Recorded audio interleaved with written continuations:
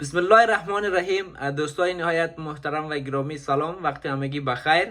این ویدیو را در رابطه با سوالای دوستای عزیز ما که در رابطه با گرین کارت داشت براتون آماده کردیم. اولی که ها واجد شرایط است تا برای گرین کارت درخواست بده، کسایی که SIV است خو نمیتونه اونا واجد شرایط است و میتونه مستقیم برای گرین کارت درخواست بده. ولی دوستای عزیز ما، افغانای عزیز ما که آمده به امریکا ولی درخواست اسایلم کرده، بعد از اینکه اسایلمشون قبول شده، اینا واجد شرایط عزیز که برای گرین کارت درخواست بده. قبلا قانون قسمی بود که بعد از اینکه اسایلم شما قبول میشه، شما باید 1 سال و 1 روز صبر بکنید تا واجد شرایط برای درخواست دادن به گرین کارت شوید. ولی خوشبختانه اداره مهاجرت دی قانون کمی تغییر داده و فعلا کسایی که اسایلمشون قبول میشه اونا میتونن دفتن برای گرین کارت درخواست بده، اسنادهای لازم برای درخواست دادن به گرین کارت روان بکنه در اداره مهاجرت.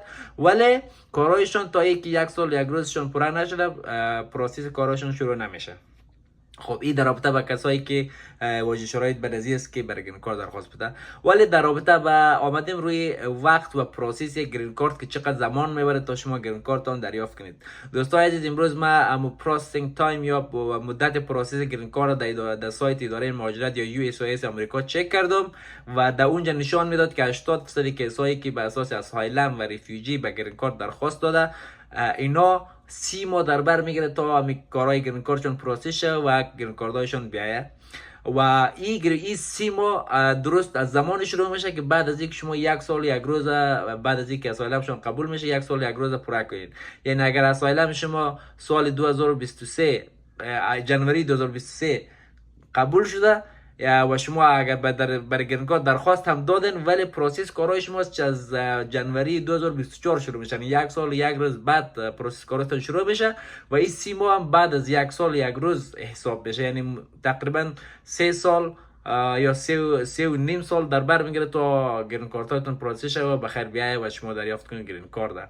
متاسفانه بسیار تایم زیادی است، ولی این 80% کیس است.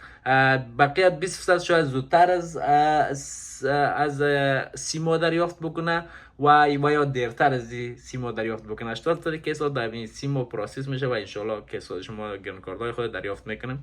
ما برای همگی آرزوی خوشبختی میکنم، انشالله به زودترین فرصت گرین کارت هایتون دریافت بکنید. و دوستای عزیز ما که سوال داره دمی کامنت کنه سوالای خود، ما انشالله در رابطه با سوالایشان ویدیوهای مورد نیاز آماده میسازم تا مشکلات شما دوستای عزیز حل شود. تشکر، وقتان بخیر، خداحافظ.